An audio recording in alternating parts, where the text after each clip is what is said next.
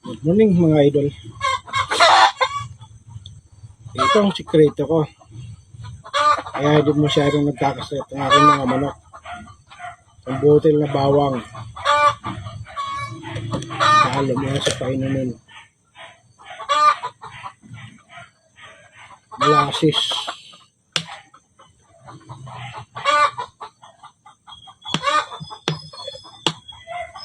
Malakas ang immunity ng manok. Hindi masyadong tiyatamaan ng sakit. Kaya di ako masyadong magamit ng commercial na antibiotic. Magamit lang ako nung pag talagang kailangan na. Sa mga idol, try nyo. Katulad ko, small backyard. Tipid pa. Organic ko eh. Natibay sakit ang manok.